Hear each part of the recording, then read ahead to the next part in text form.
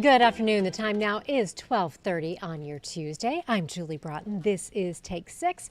We're so happy you're spending a little bit of time with us for your afternoon news and weather update. We did start out our day today pretty mild, most of us in the 50s and 60s, and we are warming up into the low, even mid 80s today. I am watching a cold front that will come through later today into tonight. We will talk more about that and what that means for the rest of your work week, and we'll take a look ahead into your Easter weekend forecast. We'll also check in with News 6 anchor Eric Von Aken. You know, he just loves to get results at home, and today he has some tips for us on what to do if your drywall has a hole in it. I don't know what he's going to tell us, but I know it will be useful for us. Also, I really like Tuesdays. I'm a little biased. That's when we check in with what is going well in our schools and are getting results in our school segment. And this week, I want you to think back about high school geometry. What was that class like for you? I bet there was a lot of memorization. Maybe it wasn't super engaging necessarily. Well, Orange County Public Schools Teacher of the Year is changing all that. I heard about how great her classes are, so I headed to Winter Park High School's 9th grade center to sit in on one of the classes. Okay, here we go.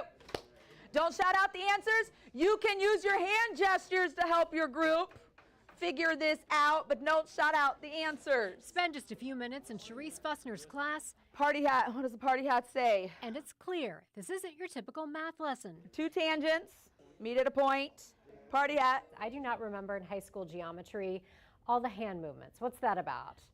I am a very kinesthetic learner, and children have all kinds of different learning styles, you know, auditory, visual, and kinesthetic, and I've learned in geometry with all of the theorems that we have to remember and learn that I put hand movements to it or music to it just to help them remember everything. I should be hearing clickety-clacks of calculators or... Sure, they're learning about tangents, arcs, and chords, but they're doing it in groups, talking it out, and staying engaged. The person who's doing most of the talking or most of the work is the person doing the learning. So I try to get them as engaged as possible. Fussner admits she's tough. We're gonna do the same problem until everybody gets it right. Then we'll move on to harder. She sets the bar high, and along with that, she's seen something powerful. Students who never thought they were math people start to see math as actually one of their strengths. Getting them to be proud of their work and know that they can do the work is exciting, and it feeds off each other. You see in the video, the children are working together. They're excited to get the answer, and it's just fostering that the community that we have in the classroom. Part of that community is the safety to make mistakes. It's hard. They don't want to be wrong. So in the beginning, I always start my classroom and I make tons of mistakes on purpose, some not, some on purpose. And if they catch my mistake, they get extra credit. You know, you take ownership of it and be like, oh, I did get that wrong. Why did I get that wrong? Let's talk about that. And we look at each other's mistakes and learn a lot through mistakes, which makes them, again, comfortable. And beyond the theorems, there's a bigger lesson Fussner hopes sticks with them. And you're going to have many problems in front of you. And it's the solving it with one another and having that open dialogue. And that's what I'm trying to get them to have a good day. See that they can solve problems working together with people, because they're going to have to for the rest of their life. Bye, Paige. Bye, Thomas. Good work today. And she says another key to her success is the communication. She creates a triangle of communication. She sends parents weekly updates with their students' progress. She says the good, the bad, the ugly, all of it. And the students also know that she's communicating in that way. It fosters that relationship where everyone can support the student and help them succeed. So congratulations to her, and she's doing great work there at Winter Park High School. Now, a lot of us have straightened our hair with chemicals. That's very common, keratin treatments, things like that. But now there are some safety concerns regarding those chemical hair straighteners. News 6 morning anchor and insider guide Crystal Moyer has some advice from Consumer Reports on what may be some safer options. Concerns are growing over the safety of chemical hair relaxers as research suggests that heavy use may be linked to an increased risk of certain cancers. I'm News 6 anchor Crystal Moyer, and in today's Insider, Consumer Reports put some chemical-free alternatives to the test to help you achieve similar results without the risks. Consumer Reports writer Jadira Rodriguez has a complicated relationship with her long, curly hair. I love having my hair at this length. I love having my curly hair. It's just so much work to maintain it in a nice way. And when Jadira and others with curly, coily, or wavy hair want to wear it straight, it's even more work. Chemical hair relaxers have provided a quick fix for decades, but their ingredients could be potentially dangerous. If you're looking for safer alternatives, a panel of Consumer Reports evaluators with different hair types tried out some other options. First up, flat irons. This GHD flat iron was the favorite among evaluators. Check out this basic model from Hot Tools for a more budget-friendly option. A cousin of the flat iron, hair straightening brushes. They're designed to make styling dry hair quicker and easier. Testers face-off between models from Drybar and Timo showed the Drybar brush was great for quickly styling straight or wavy hair, but the Timo ring was the better option for more textured hair. The innovative Dyson Air Straight offers a convenient way to straighten your hair. The unique tool combines a flat iron and hair dryer in one. Besides its high price tag, Consumer Reports says its size and weight could make it challenging to handle. And for something completely different, Consumer Reports also took a look at the Rev Air, a reverse air hair dryer that uses powerful suction to gently dry and straighten hair. It didn't leave my hair as smooth as I would have liked, but it did dry my hair really, really quickly. If detangling your textured hair is a painful process, I posted the link to Consumer Reports' test of detangling brushes. Just head to the story on clickorlando.com/insider. In the studio, Crystal Moyer, News 6. As we mentioned, we are going to be tracking a cold front that is headed our way a little bit later today. What that will mean for the rest of your day and the rest of the week. We'll have a check of your full forecast coming up in just a few minutes. And after a short break, we're also going to check in with News 6 anchor Bridget Ellison to continue a conversation with some stories she's been doing about maternal mental health. That's coming up in just a few minutes. Stay with us. We're back in about 2 minutes.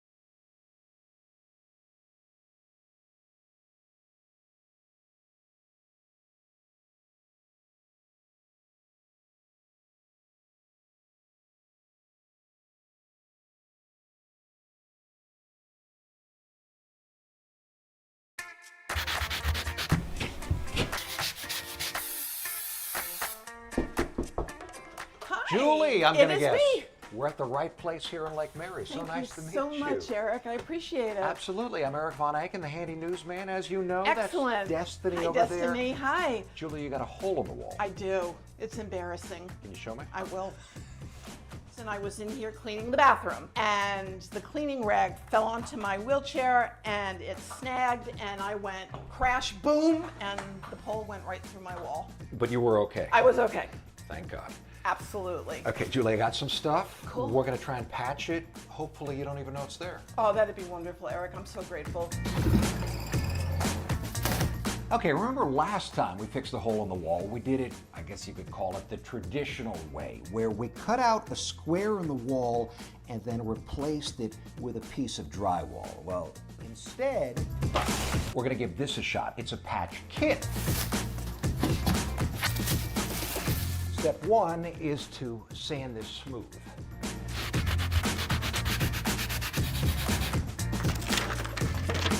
Step 2 is to patch it.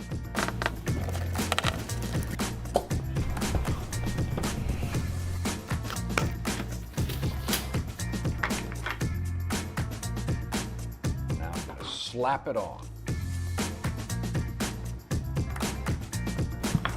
Now I'm going to coat the patch with a little more spackling and try and make it look smooth.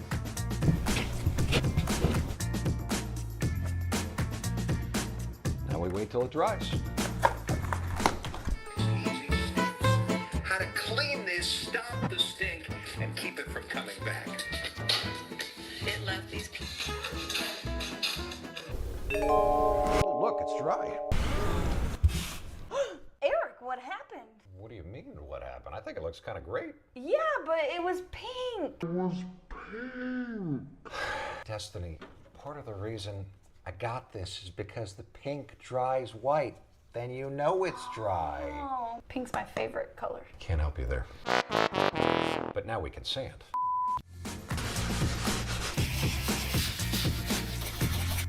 I'm pretty happy with that. Now, step 4. That's it. Oh my heavens! Better This than is- it was? Oh my, Eric, this is amazing. I don't know how to thank you guys for this. It's You're amazing. very welcome, Julie. I gotta say, I like this kit. It turned out better than I thought. I didn't know there was such a thing. You even did the texture. Of course. Thank you so much. We It's get results gorgeous. at home. You got my results at home. Okay, that looked pretty easy, you know, even when you take into account that Eric sat around and watched videos of himself while it dried. But great job there. And I also enjoyed seeing Julie's golden retriever. Now, if you've been with us for the last few weeks, you know that we've been shining the spotlight on maternal mental health. Friday, we told you when it comes to maternal mental health, 75% of women never get the treatment they need. Bridget Ellison is joining us now. And Bridget, I know this has been an area that is really, you're passionate about this area and bringing awareness to this, and the risk and the disparity is even greater when it comes to Black women. That's right, Julie. And you and I have had so many talks about the motherhood journey, and we're passionate about that awareness and that advocacy. And so, you know, this coverage is part of that in just reinforcing those themes of helping people be more aware of some of the issues that are out there, whether it's a family or a friend going through that, or if it's yourself.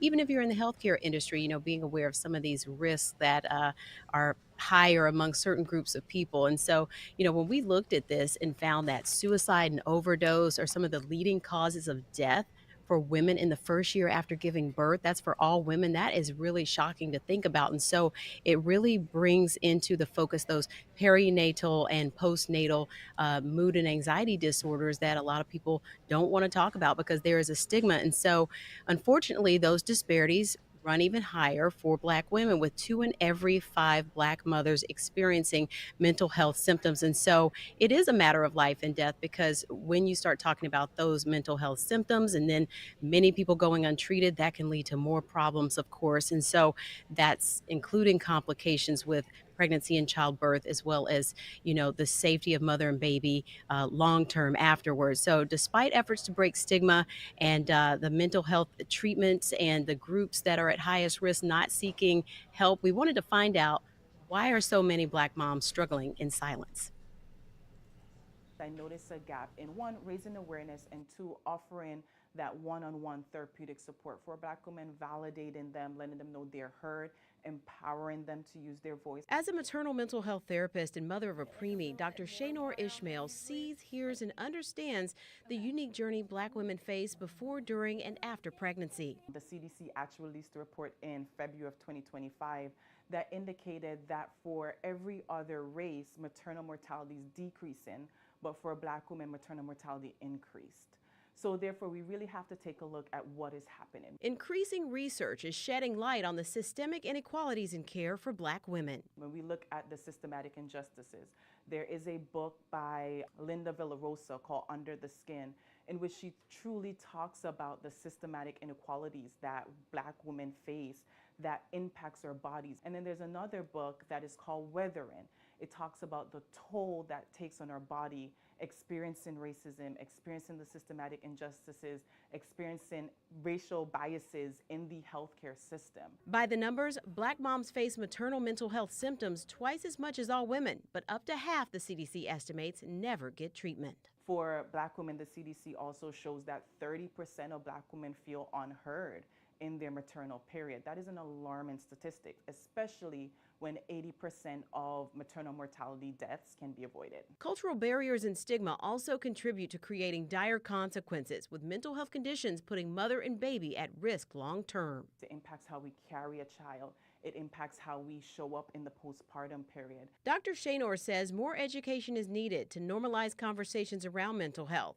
Knowing more about the conditions and supporting others to seek care and support that's available could truly mean the difference between life and death. So it's very, very important for us to raise awareness, for us to advocate, for us to truly let individuals know to use their voice. You have a voice, you are meant to be heard. Dr. Shaynor says more counselors being added on women's healthcare staffs will better incorporate the mental health component in prenatal and postpartum care, as well as training about disparities to increase awareness and understanding toward all patients. I have more stories coming up about maternal health care in our area. On Friday, you'll hear from some local mothers about pregnancy complications they experienced and what they want other people to know who are planning a family. We have links to resources about maternal health care and mental health under this story at clickorlando.com. Bridget Ellison, News 6. And so there are several stories coming up, including that one I just mentioned with the moms. That's coming up on Friday, and you'll hear about some common complications that they all experienced, including fibroids, problems with blood pressure, whether it's preeclampsia and even preeclampsia that's developing after they had the baby, as well as, going through having a preemie and being in the NICU and the toll that can take on mom and baby. So we'll get to all of that coming up on Friday. And Julie, it's near and dear to us because it's one of those things where there's so much that you don't find out until you're in it and going through it. Yeah, and I'm so glad that you're doing this series and having these conversations with so many women. And when you said that 80% of these deaths can be prevented, that's a huge number. And so many people are suffering, and there's a way to prevent it. And we've also talked about, I know, Bridget, that a lot of times growing up, maybe you're in a family where you don't talk about mental health issues or different, health transitions and things that women go through. So I think by all of us beginning to engage in these conversations with each other, with our viewers on air, that it really can have a ripple effect and help so many people. It truly is. And one of the OBGYNs I talked to said that she feels like these younger generations that are coming through now, like we are really speaking up and using our voices. And so that's encouraging. And hopefully we'll start to see things, trend the other way. And, we've also talked about, having that voice to talk about what kind of birth plan do you want, whether it's going to the hospital, or maybe you would like to try something a little more non-traditional or not in the hospital. And so it's having the chance to have those conversations being so important. And like some of these women I talked to, they grew up without a mom because their mom died when they were really young. And so they didn't have, that input as they went through that motherhood journey. But that's a good thing, is like with a journey, you keep going. So yes. We'll talk about some of the ways that we can hopefully have people have healthier outcomes. All right, Bridget. Well, awesome story. Thank you for coming on Take 6, and I look forward to the rest of your stories. See you soon. All right. Let's get a check of your forecast. We are watching a cold front. That front, unfortunately, isn't going to have a huge impact on our weather, but as we move through the day today, we'll continue to see a decent amount of sunshine. Here's what's happening for you right now when we're talking about our winds. Our winds are gusting at times close to 30 miles per hour in some spots, and our winds are coming out of the southwest, so that is out ahead of that front, so that's kicking our temperatures up a little bit. Right now here at 12:48, we are sitting at 76 in Ocala. It is 80 in Melbourne, 81 in Daytona Beach. And notice some spots along the coast are warmer than the interior. That is because of those winds coming in out of the southwest, heating up our coastal areas. Here's your clouds and rain forecast, taking you through the afternoon hours. Here we are at 5, 6, 7 o'clock. That front will begin to move into North Florida, and some of the models are trying to spit out just a few sprinkles with that front as it moves through. So rain chances today really are less than 20%, but we could see a few isolated sprinkles as our front travels through. Now, our average high for today, 84 degrees. We will go to 86 in Orlando, 87 in Palm Coast, and 84 for your high today in Ocala. Here's how it looks for the next 7 days. That front comes through late tonight into early tomorrow, and it will knock our temperatures down a few degrees for our highs for our Wednesday and Thursday. 82 for your high on Wednesday after a morning low of 65. Thursday morning, a little bit cooler. We'll be in the mid-50s in our central areas like Orlando and Sanford. If you go farther to the north, some of you may even dip into the low 50s. 84 for your high on Thursday. Then Friday, we begin creeping back up. For your holiday weekend, we go to 87 on Saturday, 89 for your holiday on Easter Sunday, and then by Monday, we'll be back up to 90 degrees. We'll talk much more about our front and your holiday weekend coming up on News 6 starting at 4. If you have any questions or comments for us here at Take 6, head to clickorlando.com/take6 to let us know what's on your mind. Thank you so much for spending some time with us this afternoon, and I will see you at 4.